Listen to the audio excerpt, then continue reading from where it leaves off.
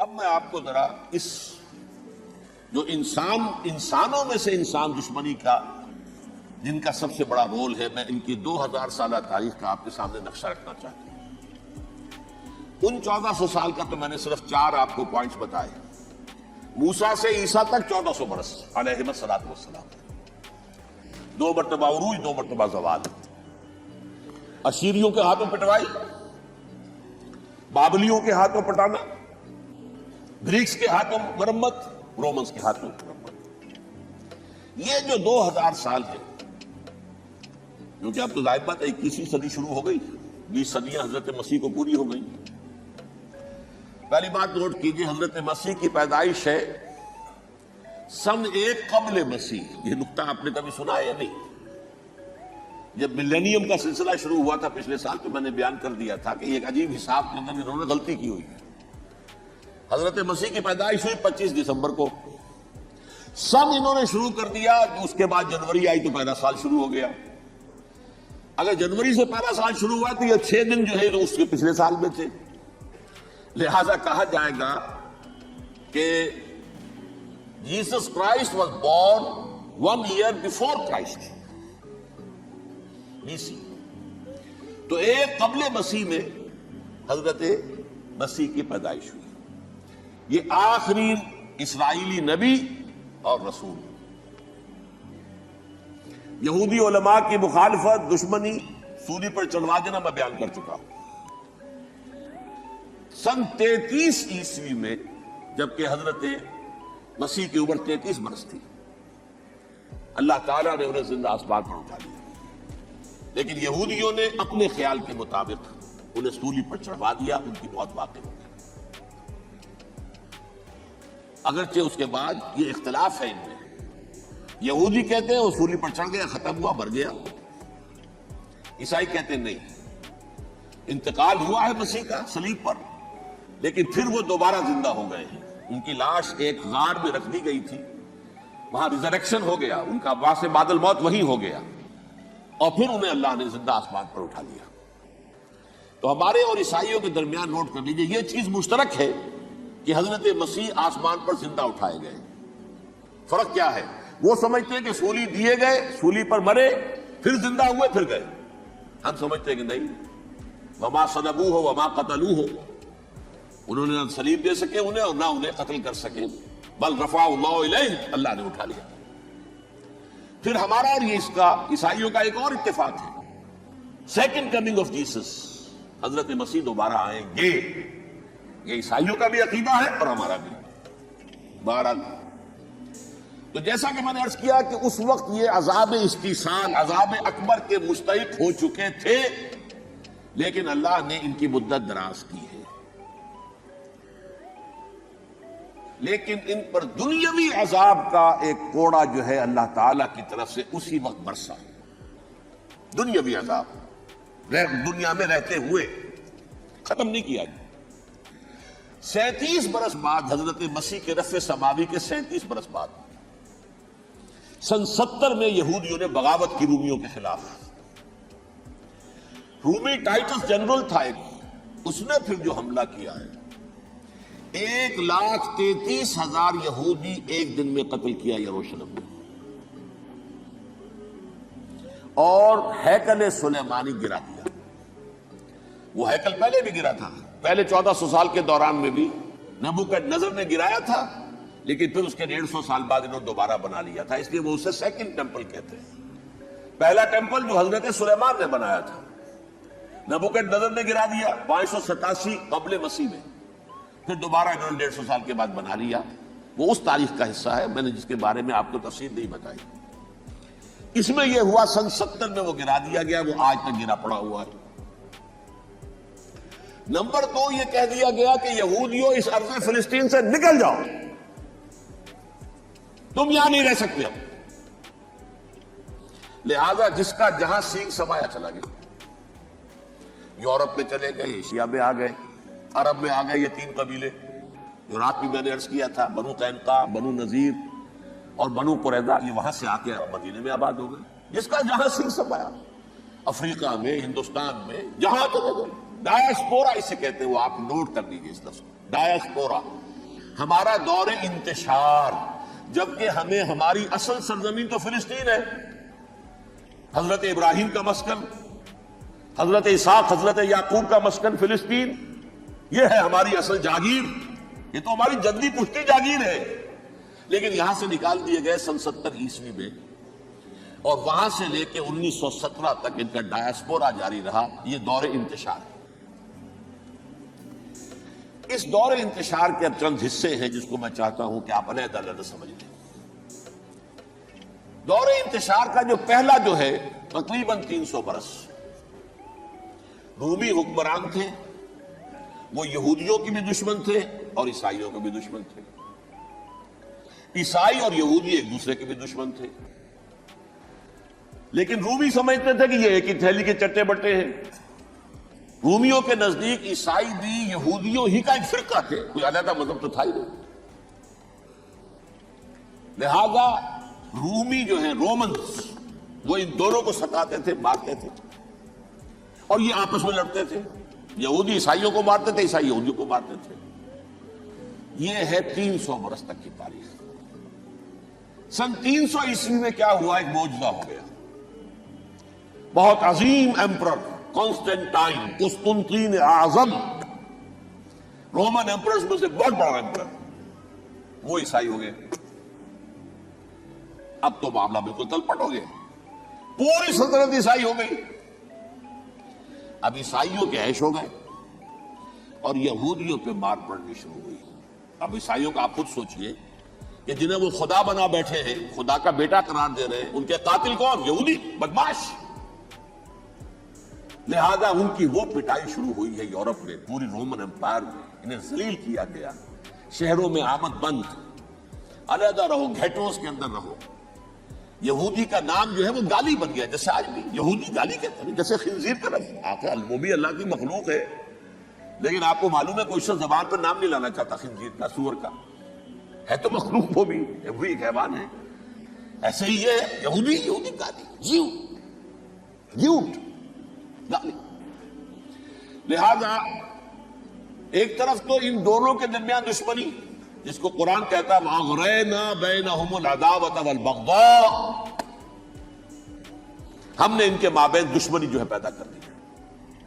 اور جب یہ پوری سلطنت عیسائی ہو گئی تو قافیہ تنگ ہو گیا یہودیوں کا۔ اب آئیے 571 عیسوی،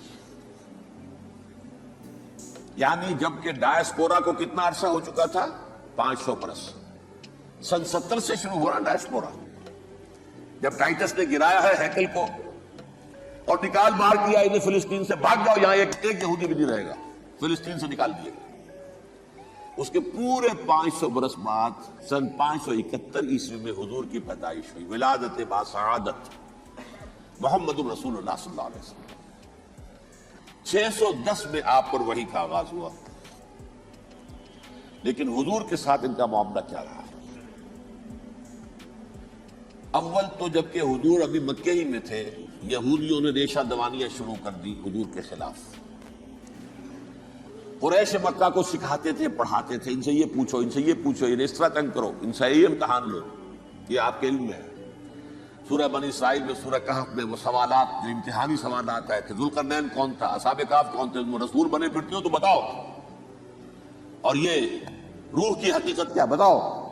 یہ ساری ریشہ دوانیاں کر رہے تھے بیٹھے ہوئے، ابھی وہیں پر حضور ابھی پہنچے بھی نہیں۔ ہجرت فرما کر حضور تشریف لے آئے تو حضور نے، جسے ماسٹر سٹروک کہا جائے گا، یعنی اسٹیٹس مین شپ کا ماسٹر سٹروک، آپ نے مدینے میں آتے یہودیوں کے ساتھ پیکٹ کر دیا، جوائنٹ ڈیفنس پیکٹ آف مدینہ، کہ اگر مکے والے ہم پر حملہ کریں گے تو ہم مل جل کر ایک قوم کی حیثیت سے مقابلہ کریں گے۔ یہ میثاق مدینہ کہلاتا ہے، جس کے بہت غلط معنی پہنائے جا رہے ہیں آج کل۔ بہرحال میں موضوع میرا چونکہ یہ نہیں، میں ادھر نہیں جاؤں گا، لیکن ہوا کیا؟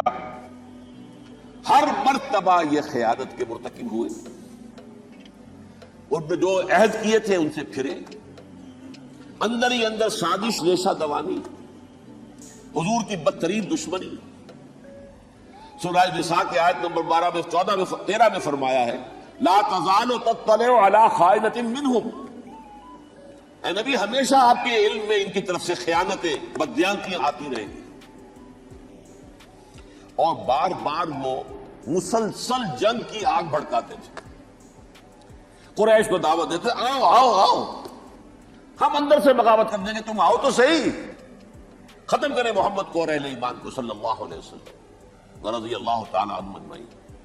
لیکن پھر جب وہ آتے تھے تو یہ دبک جاتے تھے، ان میں ہمت نہیں تھی، میدان کے مرد نہیں رہے تھے. یہ سورہ حشر میں ان کا نقشہ کھینچا گیا ہے.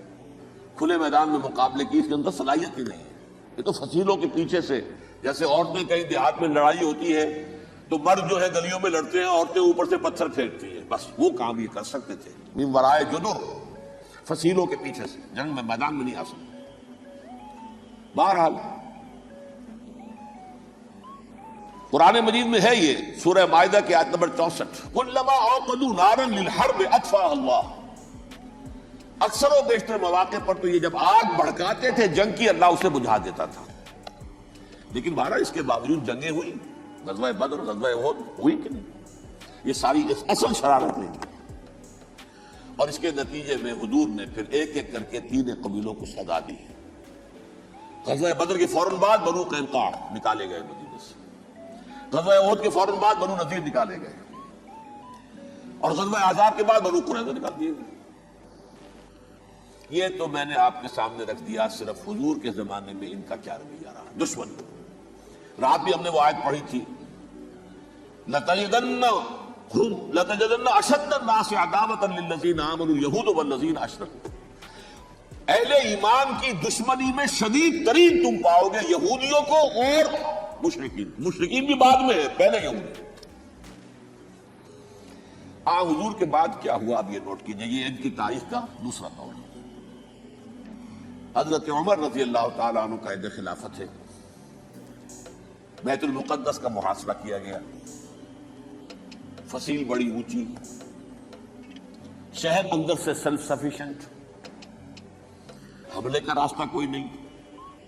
محاصرہ طول کھینچ رہا ہے لیکن ان کے پاس رسد بھی موجود ہے، پانی بھی موجود ہے، وہ دروازے بند کر کے بیٹھے ہوئے. بالآخر اللہ تعالیٰ کی مشیت کا ظہور کیسے ہوا؟ ان کے کچھ علماء آئے فصیل پر، کہا دیکھو مسلمانوں، تم قیامت تک بھی یہاں پڑے رہو گے محاصرہ کر کے، ہمارا یہ شہر فتح نہیں ہوگا. ہاں ایک درویش بادشاہ کے ہاتھوں یہ شہر فتح ہونا ہے، لیکن تمہارے اندر ہمیں وہ نظر نہیں آ رہا. ابو عبیدہ بن الجراح رضی اللہ تعالی عنہ امین هذه الامہ، ان کا فوراً ذہن گیا وہ درویش بادشاہ مدینے میں بیٹھا ہوا ہے عمر رضی اللہ تعالی. اب ایک اور عمر بھی ہے جو قندھار میں بیٹھا ہے. نقشہ وہی ہے، سادگی کی حد تک نقشہ وہی ہے، بالکل وہی، اپنی آنکھوں سے دیکھا ہے وہی سادگی. عمر اول عمر ثانی تھے عمر بن عبد العزیز. اب ایک اللہ کے فضل سے اللہ تعالیٰ ایدہ اللہ بنصرتہ، اللہ تعالیٰ ان کی نصرت فرمائے، دشمنوں کو ان کے مقابلے میں نیست و نابود کرے. انہوں نے ریکویسٹ بھیج دی کہ حضور تشریف لائیے، یہ شہر فتح ہو جائے گا. وہ ہے سفر تاریخی، اتنا طویل سفر، تقریباً 700 میل، ایک اونٹ، ایک خادم، ایک منزل پہ امیر المومنین اوپر بیٹھے، خادم آگے چل رہا ہے، اگلی منزل پہ خادم اوپر بیٹھ رہا ہے، امیر المومنین آگے جا رہا ہے. اور جب پہنچے ہیں تو وہ باری تھی خادم کی.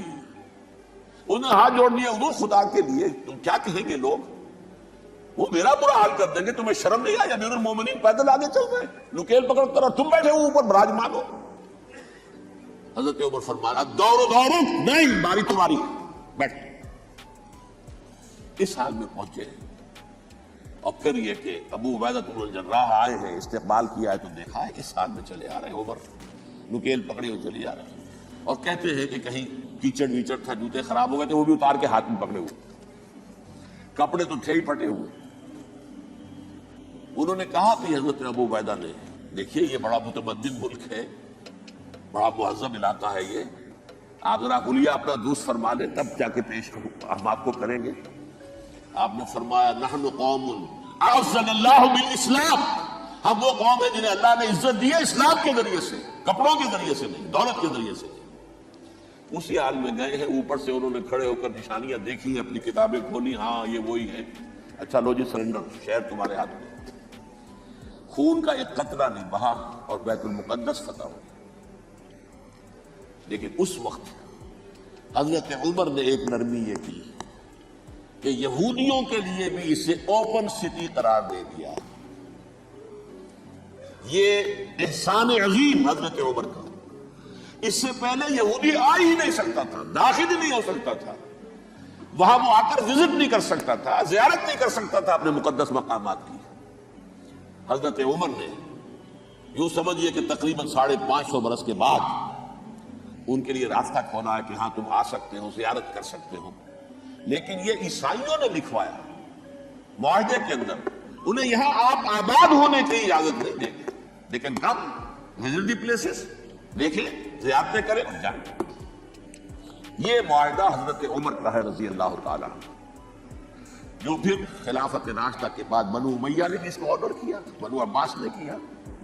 پھر جو ہمارے یہ ترکوں میں اندر خلافت آئی تو ترک خلفاء نے بھی اس معاہدے کی پوری پابندی کی۔ فلسطین میں آ سکتے ہیں یہودی صرف زائرین کی حیثیت سے، وہاں آباد نہیں ہو سکتے۔ اب آئیے اگلا دور آیا حضرت عثمان کا دور خلافت۔ یہ ہے وہ وقت کہ اب یہود نے امت مسلمہ کی پیٹھ میں چھرا ڈھونڈا۔ وہ کیسے؟ ایک یہودی عبداللہ ابن سبا اسلام کا لبادہ اوڑھ کر آ گیا، معاشرے کا جائزہ لے لیا، ان میں بنو ہاشم اور بنو امیہ میں جو پرانی کشاکش تھی اس کے کچھ نہ کچھ جراثیم باقی ہیں، اگر ان کو ذرا بھڑکا دے تو مسلمانوں میں انتشار پیدا ہو جائے۔ کہا یہ عثمان کون ہے؟ یہ تو بنو امیہ میں سے ہے، یہ حق تو بنو ہاشم کا ہے، خلافت ان کے پاس ہونی چاہیے، محمد کے تو رشتہ دار وہ ہے صلی اللہ علیہ وسلم۔ عوام الناس کے اندر بات پھیلنی شروع ہوئی۔ پھر ایک بڑی سازش کے انداز میں حضرت عثمان کے خلاف پروپیگنڈا، حضرت عثمان کے جو عاملین تھے، گورنر تھے، ان کے خلاف پروپیگنڈا، اور ایسی ہوشیاری کرتے تھے کہ کوفے میں کوفے کے حاکم کے خلاف کچھ نہیں کہنا ہے، اجی مصر میں یہ ہو رہا ہے، اجی شام میں یہ ہو رہا ہے، اجی یہ جو عثمان ہے وہ یہ کر رہا ہے، یہ ظلم ہو رہا ہے، یہ لوٹ مار ہو رہی ہے، یہ خیانتیں ہو رہی ہیں۔ اب نہ تو اس زمانے میں مینز آف کمیونیکیشن، کیسے تصدیق کریں؟ افواہیں تو آپ آج کراچی کے اندر شروع ہو جائے تو پتہ نہیں چل سکتا کسی کو کہ کیا اس میں صداقت ہے کیا جھوٹ ہے، اور بری بات جو ہے فطرت انسانی کی کمزوری ہے وہ فوراً قبول کرتا ہے، کسی کے بارے میں اچھی بات ماننے کو تیار نہیں ہوتا لیکن بری بات تو فوراً دیا۔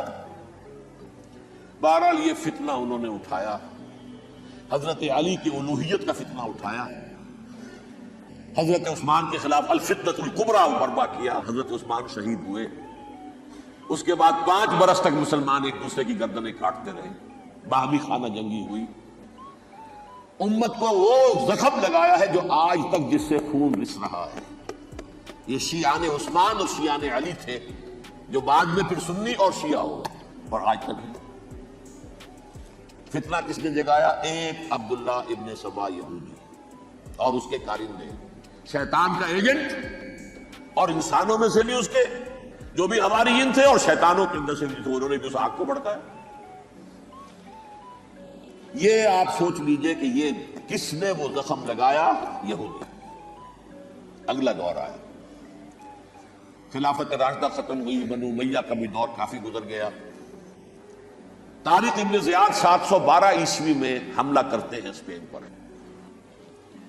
اسپین اس وقت عیسائیت کا بہت بڑا گڑھ، بڑے کٹر ترین عیسائی جو وہ اسپین میں تھے، لہذا یہودیوں کی وہاں بہت پٹائی ہوتی تھی، بہت پٹائی ہوتی ہے، میں بتا چکا ہوں، دشمنی تھی ان کی تو چلی آ رہی تھی عیسائیوں کے ہاتھوں یہودیوں کی، وہ تو سن 300 عیسوی سے ایمپرر کانسٹنٹائن کے بعد سے شروع ہو گئی تھی۔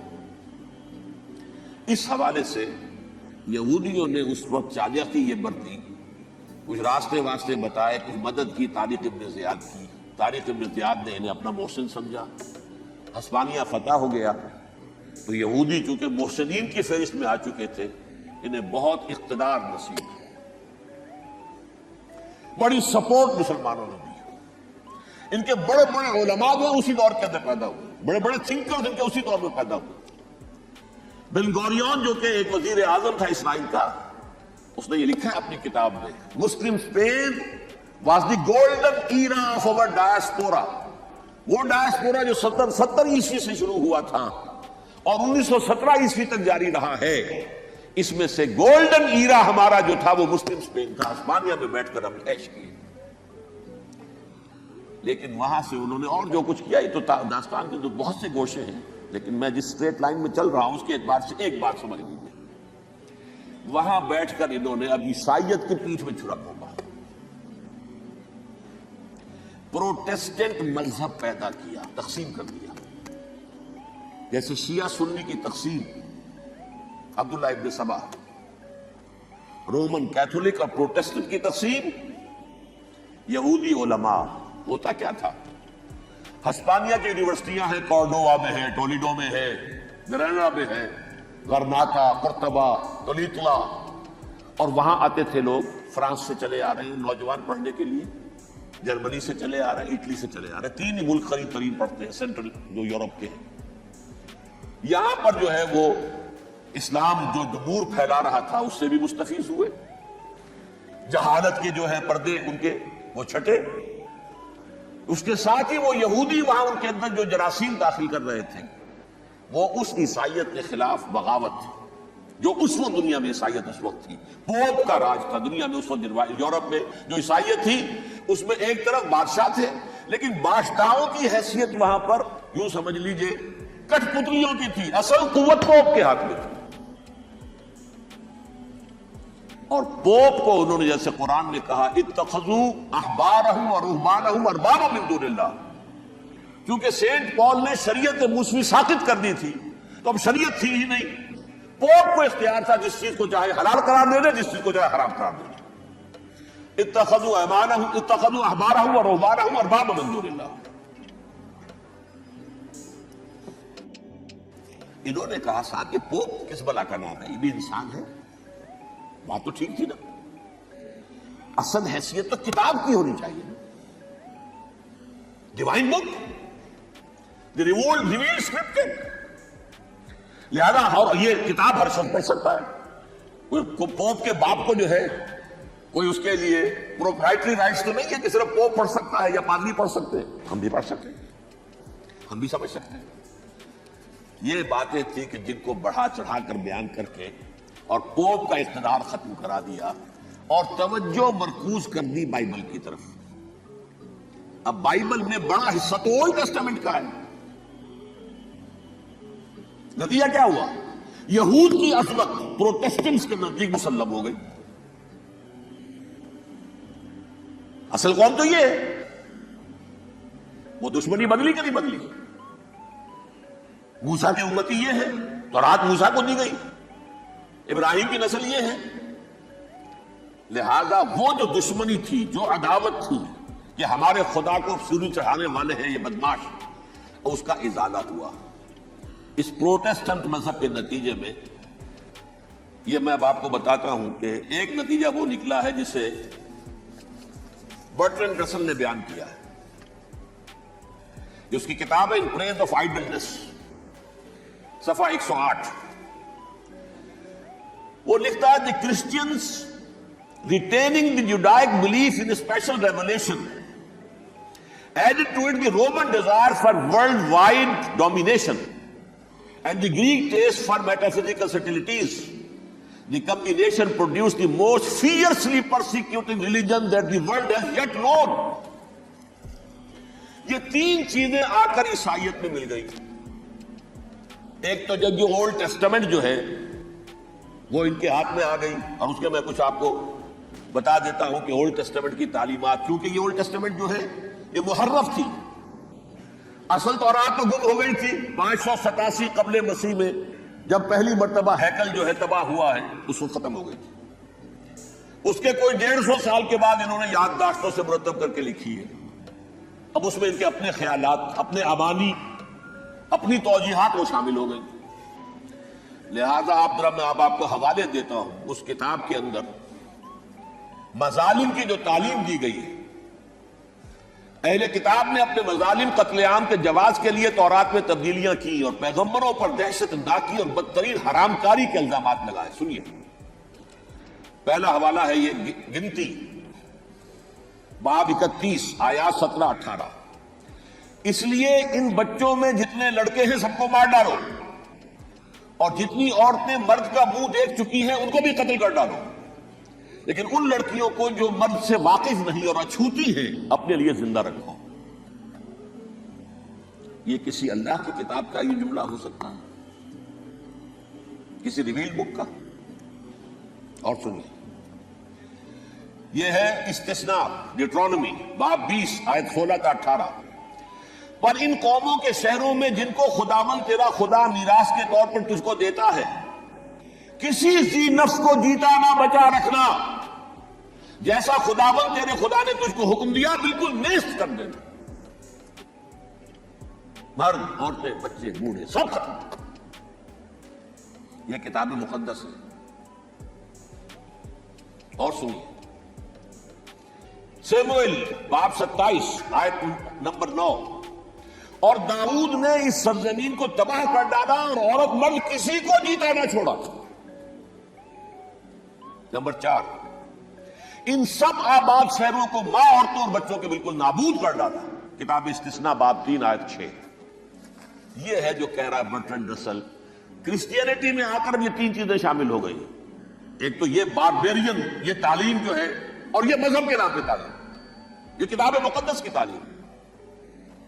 نمبر 2، رومنز کے اندر جو ایک تمنا تھی ورلڈ ڈومینیشن کی، وہ عیسائیت کے اندر آ گئی. اس لیے کہ پوری رومن امپائر جو ہے عیسائی ہو گئی، اسے وراثت کے اندر ورلڈ ڈومینیشن کی جو ایک تمنا تھی وہ مل گئی. اور پھر یہ کہ انہوں نے جو توہمات تھے یونانیوں کے، ان کو بھی اپنے ہاں مختلف شکلوں کے اندر جمع کر لیا. ان 3 چیزوں کا the combination produced the most fiercely persecuting religion that the world has yet known. اس کے نتیجے میں دنیا میں تاریخ انسانیت کے اندر جو بدترین خوخار ترین مذہب ہو سکتا ہے وہ شکل عیسائیت نے اختیار کی. اور اس کا مظہر عتم کیا تھا؟ نوٹ کیجیے، صلیبی جنگیں. ایک بات ٹائم ٹیبل کے اعتبار سے نوٹ کر لیجیے گا. فرسٹ ملینیم ختم ہوا، سیکنڈ شروع ہوا. ان کے 1000 سال ختم ہوئے تو 11ویں صدی میں سیکنڈ ملینیم شروع ہوا، جو پہلی صلیبی جنگیں ہوئی. لاکھوں مسلمان قتل کیے. صرف یروشلم کے اندر اتنا خون بہایا کہ خود ان کے ہسٹورینز لکھتے ہیں کہ جب ان صلیبیوں نے جب گھوڑوں کے ساتھ وہ چل رہے تھے گلیوں میں تو ان کے گھوڑوں کے گھٹنوں تک خون کی ندی بہ رہی تھی. جہاں سے گزرے ختم کرتے چلے گئے، آبادیاں کی آبادیاں ختم کرتے. اگرچہ اس کروسیڈ میں گیہوں کے ساتھ گھن بھی پسا، یہودی بھی بہت مارے گئے. یہ فرانس سے، جرمنی سے جب یہ کروسیڈرز آ رہے تھے 3000 میل کا سفر طے کرتے آئے تھے. سوچئے تو صحیح، اربن ثانی پوپ جو تھا آگ لگا دی تھی اس نے پورے یورپ کے اندر. شرم سے ڈوب مرو، تمہارے مقدس علاقے مسلمانوں کے ہاتھ میں. انفیڈلز، یہ کافر، یہ مرتد، یہ ملحد. مسیح جہاں پیدا ہوا، مسیح کو جہاں سولی دی گئی، وہ کہاں ہے؟ ان کے ہاتھ میں. وہ آگ لگائی ہے، 3000 میل کا فاصلہ طے کر کے یہ دو قومیں آئی ہیں، اور جو تباہی مچائی گئی تاریخ انسانی میں ایسی بربریت کی کوئی مثال. اور یہ ان کے اپنے ہسٹورینز لکھتے ہیں. شرم کے مارے ایسے محسوس ہوتا ہے جیسے ان کی گردنیں جھکی جا رہی ہے.